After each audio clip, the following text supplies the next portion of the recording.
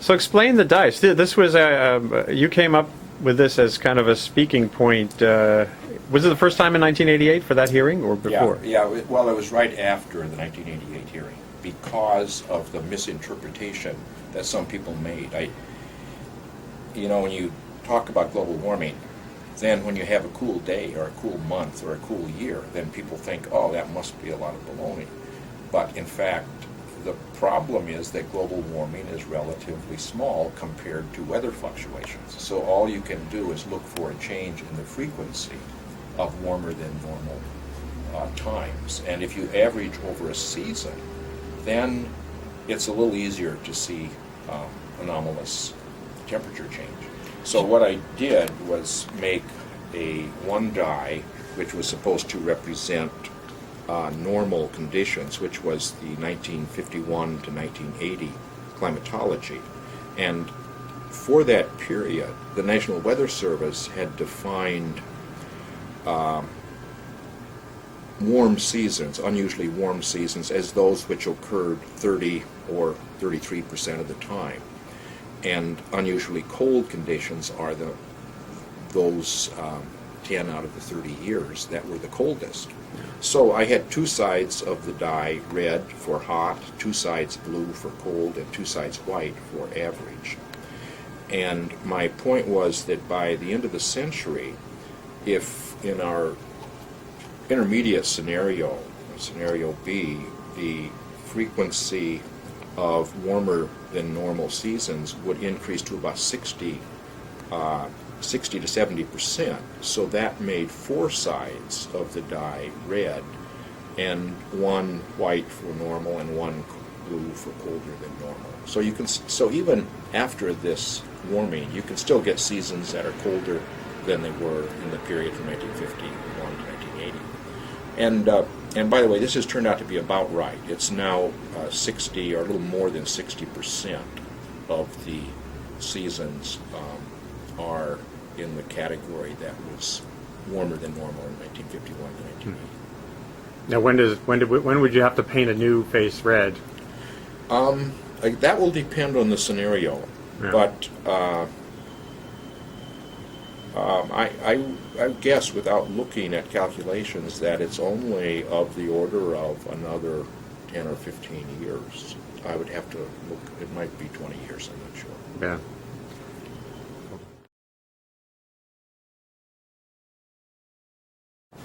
Do you think people largely misunderstood that this is kind of an odds-changing enterprise, not fixing something? I mean, we're not fixing the climate system per se, right? Right.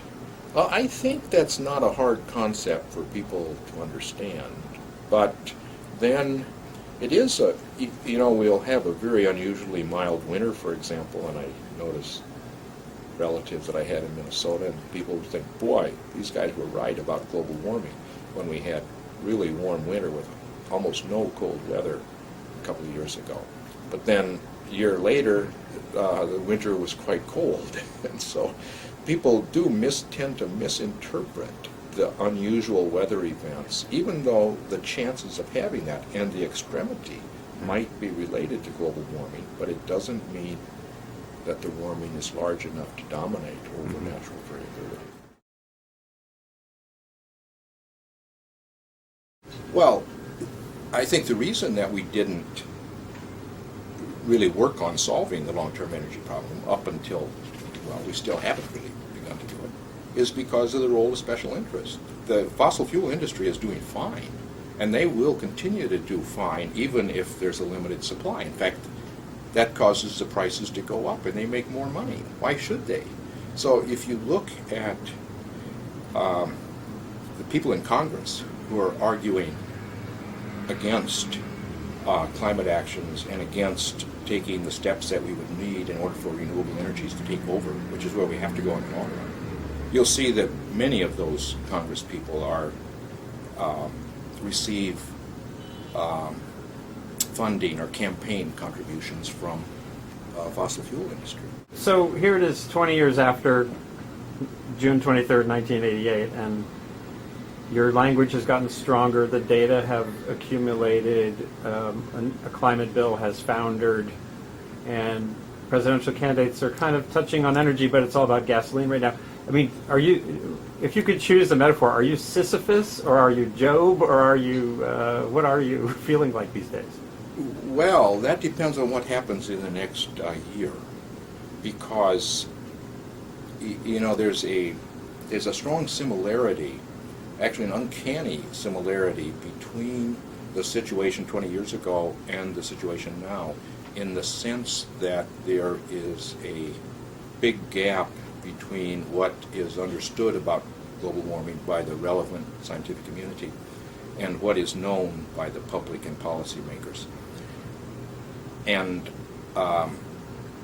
in both cases, we can say what's happening in the climate system with much more confidence than the public realizes. But the big difference is that we've run out of time to deal with the problem. If we really have to do something, for practical reasons, it needs to be next year, because that's when we get a new administration, when we have to make the plans for what happens beyond Kyoto, and when we have to get the U.S. involved. So it's really a very short time fuse. I mean, first of all, you've got to make the scientific case that we are at a very dangerous point. If we don't begin to reduce greenhouse gas emissions in the next several years, and really on a very different course, then we are in trouble. The ice sheets are in trouble. Many species on the planet are in trouble. But the thing that I would really emphasize is that the problem is solvable. We can make the inevitable transition to renewable energies, but it requires a major initiative, and specifically it requires a national low-loss electric grid, a DC grid, a high-voltage DC grid, one which you should bury so that people don't object to the impact on the views on the environment. And we can do that. The technology is actually available to do that, and we could do it in less than a decade. We could get the backbone of a national grid in place, and that would allow renewable energies, many of which are intermittent, but which with a low-loss grid, that's not a problem. And how would you make the case? A grid is kind of a wonky, invisible thing. How do you make that case? Well, it's pretty simple. I mean, it's like saying the national highway system in the 1950s. We decided on that, and we did it. And we could do this. Or it's like the moon program, which Kennedy described. It's a simple concept, and the president who has, the authority, a new president, could take that as his major, or at least one of his major actions, and he should do it next year because we're running out of time.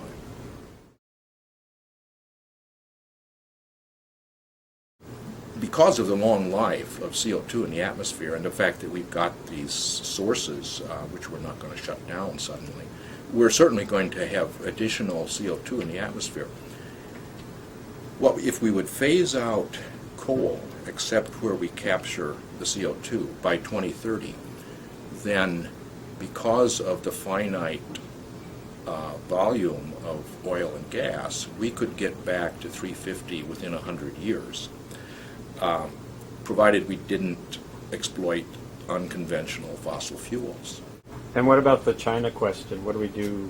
What can we do that's most influential? China is inappropriately made a scapegoat in this case, because what causes the climate change is not today's emissions, it's today's atmospheric composition. And we are primarily responsible for the excess carbon dioxide in the atmosphere, more than 3 times more than China, and actually on a per capita basis more than an order of magnitude more responsible. So to blame China and say we have to wait for them is nonsense. Oh, well, yeah, in the short term, we have to have a moratorium on new coal-fired power plants, and that should start in the United Kingdom, the United States, and Germany, in my opinion, because those 3 countries are the most responsible for the excess CO2 in the atmosphere on a per capita basis. And actually it's in that order: United Kingdom, United States, and Germany, because the UK started on Industrial Revolution soonest, and Some of that CO2 is still in the atmosphere.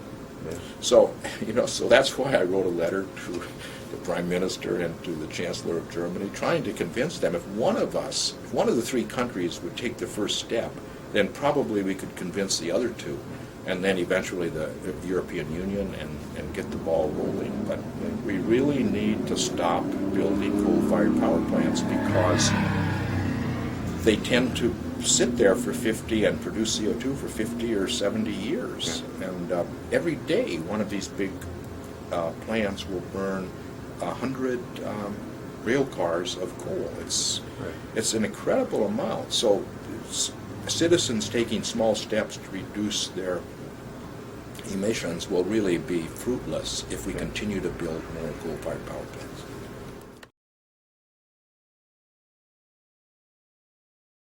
Do you